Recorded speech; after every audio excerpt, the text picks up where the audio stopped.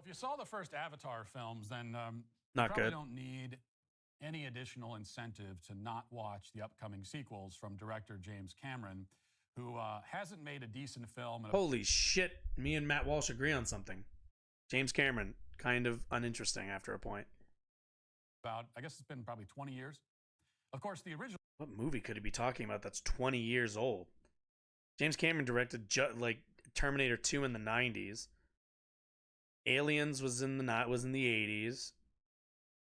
Avatar was the only he hasn't made anything in between, has he? When did maybe he's talking about Titanic. He might be talking about Titanic.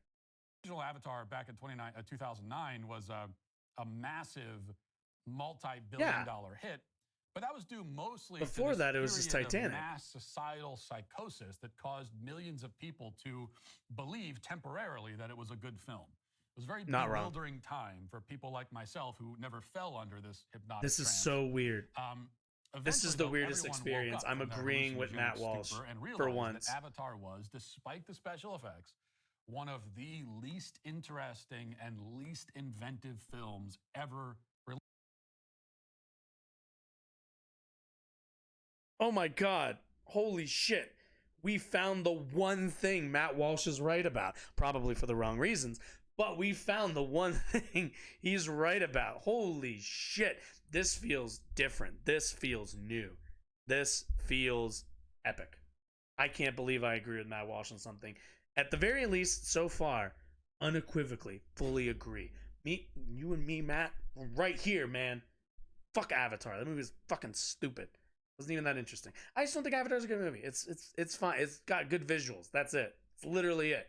I'd rather, honest to God, if you released Avatar as like a fucking like concept art book, probably way better. The fucking movie, fuck that. Shit was just so. No, just no. Released.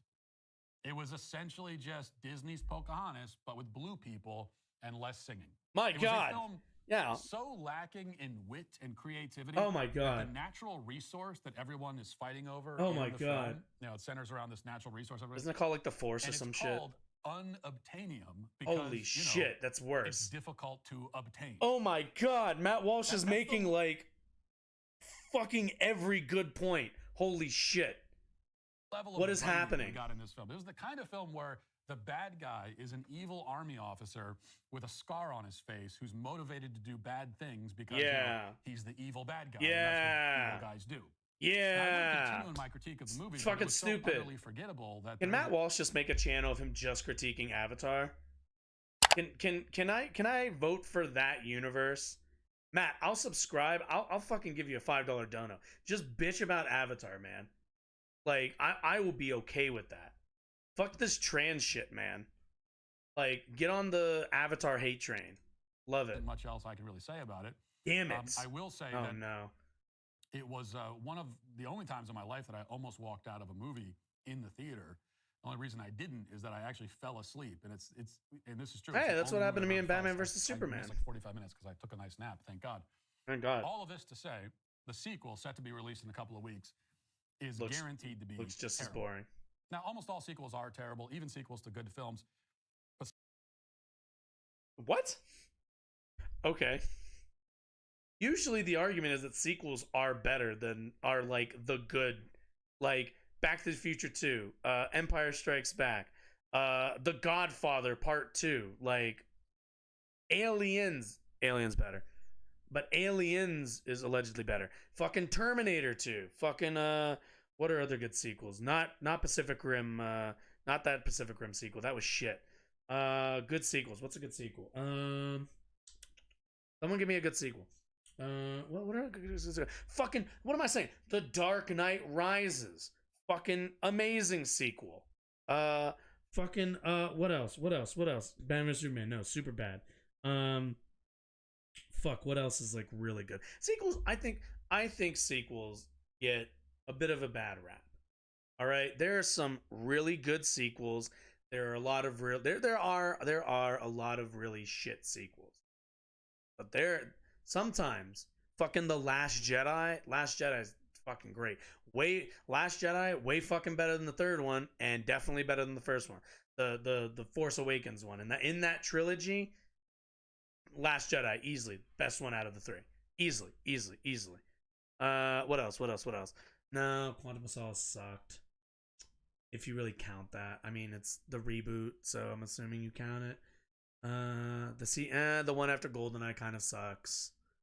That's true for the Bond movies. Okay, sequels to Bond movies have not been good. Teenage Mutant Ninja Turtles 2? Secret of the Ooze? It's fucking amazing. Way better. Way better than the first one. First one's just fine. But the second one has Toka and Razor. It's great. The donuts, the ice, the pill, everything. Second one's way better. Turtles in Time, third one's just okay. But what else? What are other good sequels? What got sequels? I mean, shit. Do you think video games have better sequels than movies? I feel like video games might have better sequels than movies. Like, in terms of, like, a track record. Because, like, Dead Space 2, people say is better than the first one, I think. I didn't play those, but, like, Kingdom Hearts 2, better than the first one. I think that's pretty universal. People seem to agree on that one. Resident Evil 2, better than the first one. Resident Evil 2. Both the remake and original. Silent Hill 2, what am I saying? Silent Hill 2. Amazing sequel. What else? Sequels. What's another sequel? Does Mario have 2s in it anywhere? I don't know what the second Mario is. I'm assuming maybe that's not a good example.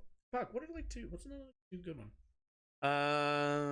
Anyway, I'm getting distracted. I'm sorry. The sequels aren't that bad. They're not that bad. Calm down. They're not that bad.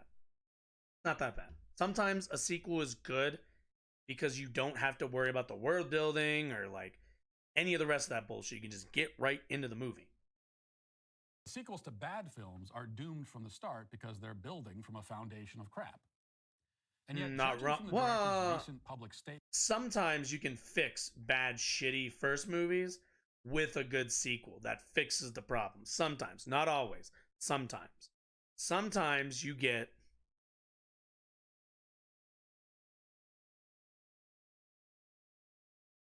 Ghost Rider 2. Is that better than the first one? I'm not 100% sure.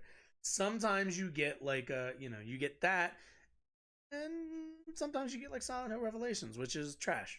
So that's true.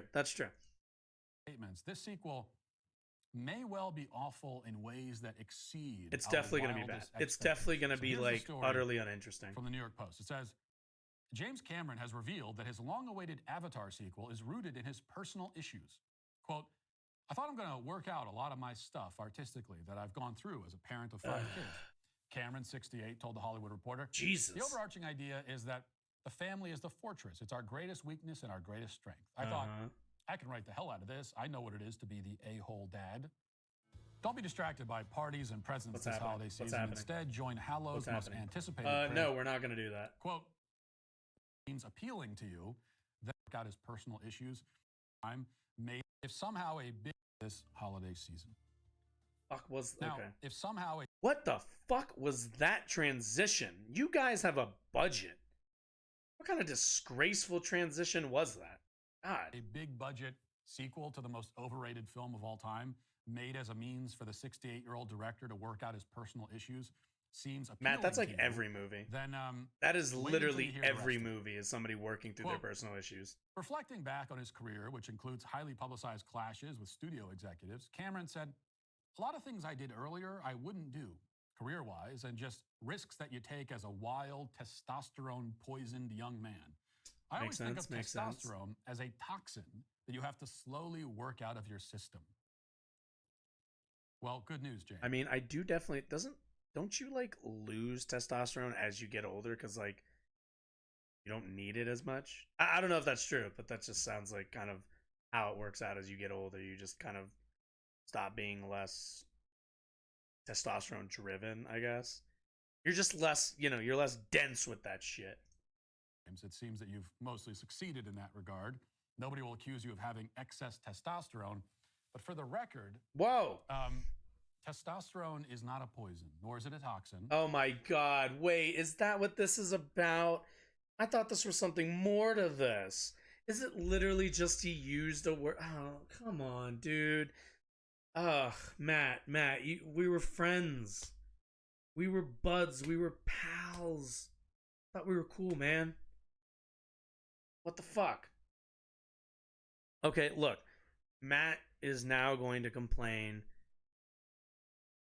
for whatever god awful reason that James Cameron described having too much testosterone as being poisonous, even though I don't really think. First of all, even if he meant it literally, that's stupid. But even with talking figuratively, it's not poison. It's like a what's the word I'm looking for? A like hormone. It's just a hormone that usually ends up affecting the chemicals in your brain in a certain way that it's why men can be more competitive, a little bit more aggressive. It's just a hormone. That's really all it does. Is it just kind of makes your brain chemistry more muscly and shit, and more kind of manny or whatever. But that's literally all it is. And James Cameron has generally always made movies, which I find interesting because he's always made movies with women as the leads. Like if you go and look at old James Cameron movies, the leads of his movies are we're gonna go back because I only know as far back as Aliens, but like Sigourney Weaver as Ripley in Aliens, very masculine, very strong female character. We love those. uh Terminator 2. I don't remember her name, but Sarah Connor, also very strong woman, very independent, very masculine, very you know strong protag, strong woman. We love that. Titanic, I don't really think as much, although I know Kate Winslet. I think it's correct me if I'm wrong if it's Kate Winslet.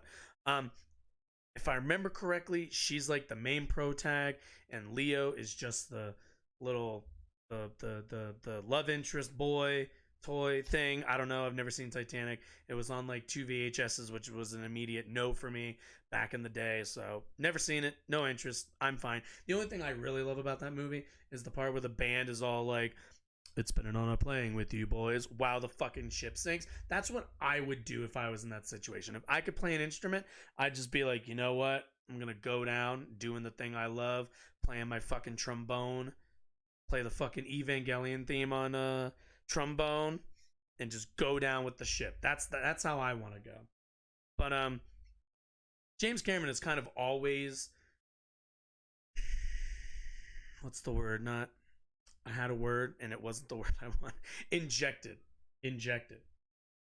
Has always injected a certain amount of masculine energy into his lead female roles. So I understand that he's like, okay, let me try to write a female in a way that's not like actively like writing them more masculine. Like can I write a feminine character, like female character? I can understand that. He's like, look, I made everybody. You go and watch Aliens. You have fuck, what is her name? It's the Spanish chick in Aliens, but she's like fucking jacked. She's fucking jacked. And she's like, carrying around the biggest fucking gun in the group and everything. So like his characters have always been these like really masculine written characters and these really masculine styled characters. So it's just getting away from that. Calm down, Matt. Jesus Christ. It's like if you've never seen a James Cameron movie. Nor is it something that you want to work out of your system.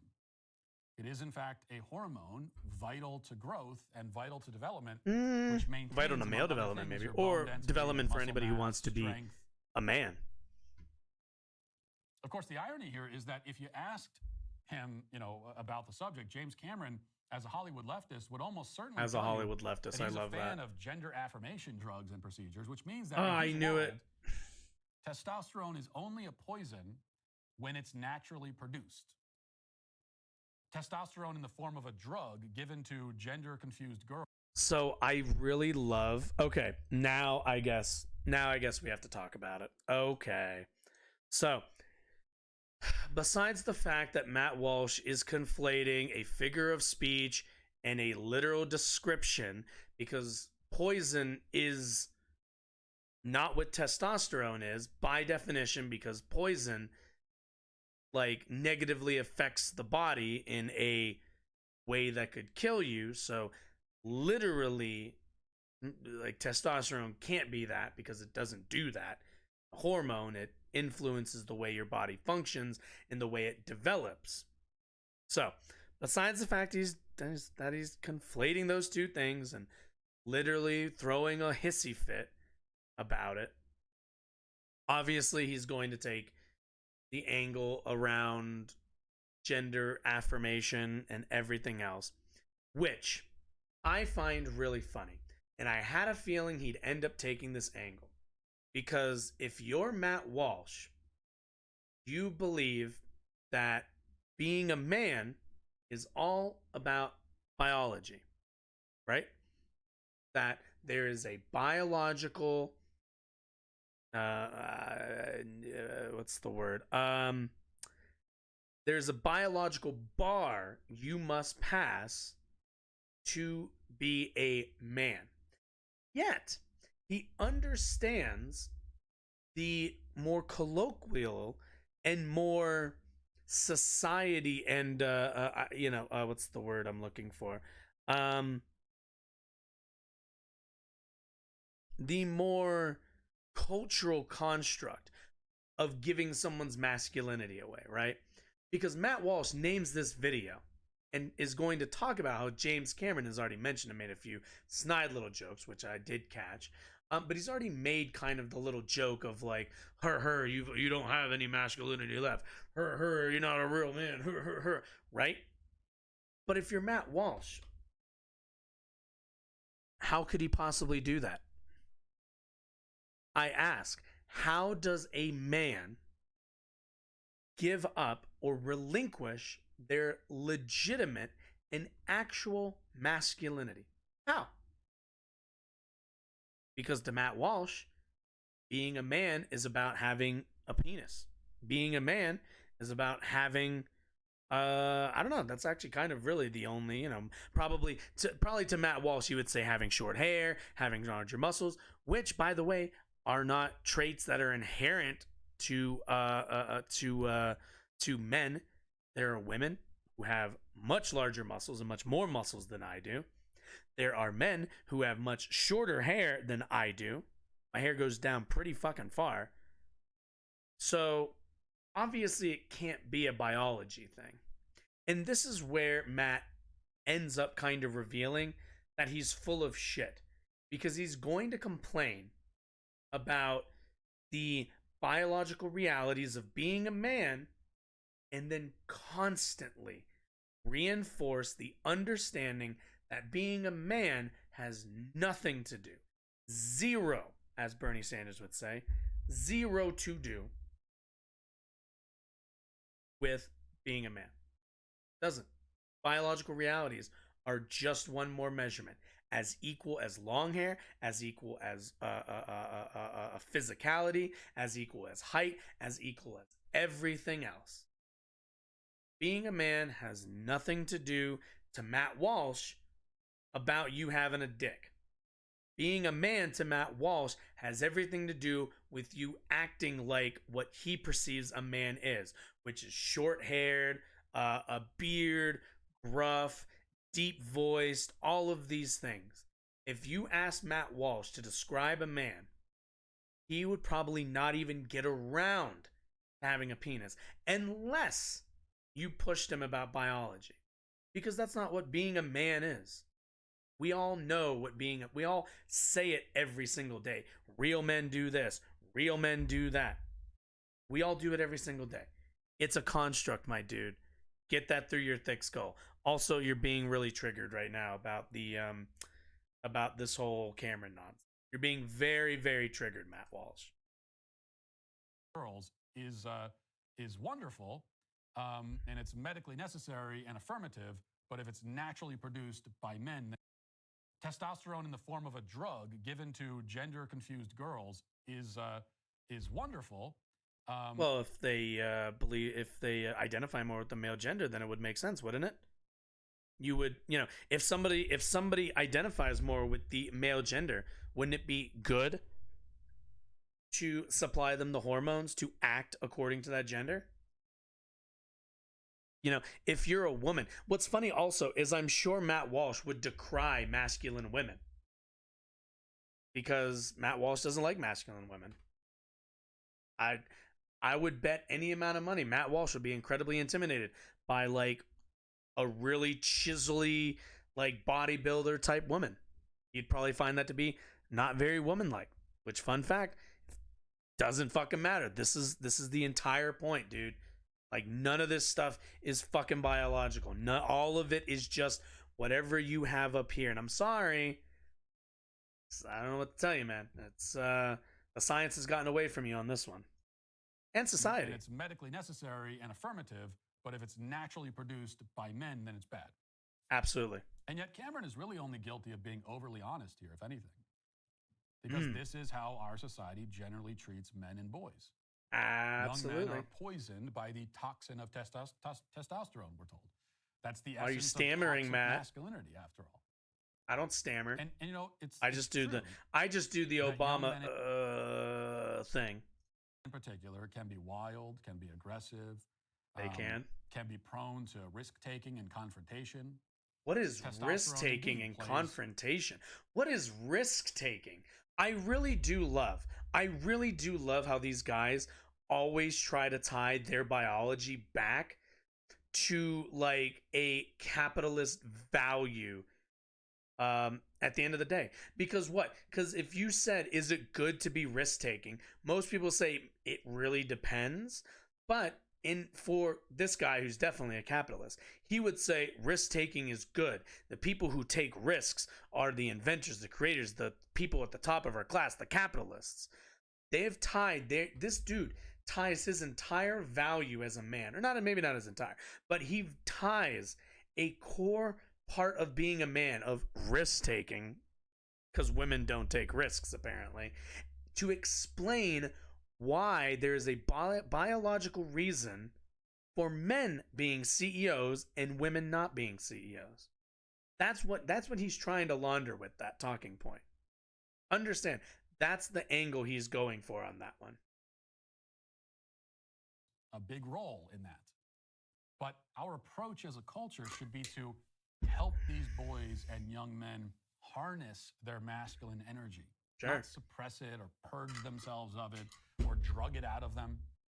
But nobody is drugging young. So besides the fact that, like, I don't know what he's describing. It's whatever it is, it's made up in his head. But like, nobody is prescribing like, oh, we'll just give all the boys like a be a boy less pill, like when they enter into school. Just not a thing. Just not a thing. The actual thing most people do is suggest that more boys talk about their feelings and express more of how they're feeling about things and not lash out due to their, emotions and stuff. But then, like a lot of guys who become insecure, I think Matt Walsh would probably be somebody that wouldn't be in favor of any of that. He doesn't want his son, his kids, or anybody talking about their vulnerable feelings if they feel angry or upset by something with teachers, with counselors, with those types of people. Besides the fact that he'd probably call those people groomers, he also probably wouldn't find it to be very manly. Matt Walsh strikes me as the type who thinks that it's not okay or not within the parameters of being a man to cry in public, which is cringe. Help them to develop the character and discipline to funnel all of that testosterone-fueled aggression and energy in a constructive and worthwhile direction. This is one of the many things our society gets wrong when it comes to men. Boys, as they grow up, they're not given proper outlets. And most of the outlets that they once had are being taken. I never noticed what this dude's sticker says, but apparently his sticker says, woman is someone who identifies as a woman. I'm really glad that Matt Walsh knows that that's how we identify people. That's really cool. Good for you, Matt Walsh. I'm glad every single time you do the show, you're secretly sending the leftist code right down here. Your audience doesn't realize it, but every day you're communicating to people, hey, the actual definition of woman is a person who identifies as a woman. I really appreciate that. Taken away. Even things like the, more aggressive and sort of violent games kids used to play on playgrounds. Also, be clear, Matt Walsh's argument, which I think he said a few times, and I'll repeat his whole talking point so we have an understanding for anybody who hasn't watched me watch this idiot before. But his general argument is that woman is a adult human female, which is rather circular, because then woman just equals female, female equals woman, but they're two different things. It's Matt Walsh has to rely on the conflation and the misunderstanding that gender and sex are the exact same thing. The minute like that's all this ends up breaking down to. Even though every day he uses woman as a non-biological term, every single day. They don't play those games anymore. Take all that away. They're not trained on how to harness this energy. They're not trained on how to be men. How do we be men? Competent male role models. We are fearful of masculinity, and so we demand. Who are all these incompetent? I mean, I've seen. Sometimes we literally try to turn them into girls. It's really funny. I always hear this like competent male role models meme or whatever. There are a number of males who are bereft of a good male figure in their lives, but most of those people are come from the black community. So I'm curious who the fuck he's talking to, because I'll tell you right now, Matt Walsh doesn't give a fuck about black fathers being incarcerated at a higher rate than white fathers do. I'll tell you that for a goddamn fact. So I'm curious who he's talking about. Is he talking about leftist dads, I guess? I'm not sure who he's talking about when he says that. What this positive male figures, the absence of these figures are. I have no idea. The overall populace, obviously divorces, I don't even know what the rate of divorce is these days, but that doesn't necessarily mean that the father isn't in their lives. So, but I'd just be curious to see what exactly he's talking about. And then as they get older and stronger and become unruly and violent, we conclude that masculinity itself must be the problem, rather than a lack of guidance, individual lack of moral formation. And then the goal becomes, as James Cameron puts it, to purge masculinity. Older and violent, Matt, do you mean your audience? Do you mean the guys who watch this show and don't do a Twitch channel where they make fun of you and tell you how stupid you are? Do you mean those guys? Because those guys definitely grow up to be violent and definitely grow up to be hateful and definitely also are miserable. How many incels do you think are leftists? I'll wait. Lord knows. Actually, I want to look into that really quick, but we'll continue the video. But I am now curious. To work it out, to eradicate it. And now he's made a movie about it. Well, I don't think that's what the movie is about. Watch if you don't value your brain or your time or your money. But I will decline the invitation for my part and instead say to James Cameron that you, sir, are today canceled. And that'll do it for this portion of the show. As we move over to the members block, hope to see you there. If not, talk to you tomorrow. Besides the movie's not going to be all that great because let's be honest, Avatar was not that great. Man, we had some agreements there. We did, for once, have some agreements there with Matt Walsh. We'll take, the thing, the thing that they tell, at the end of all YouTube videos where they tell you to, click on one of these, things to watch more videos. Yeah, I've been meaning to film one of those. So that's what I was doing. I was just setting it up to film one.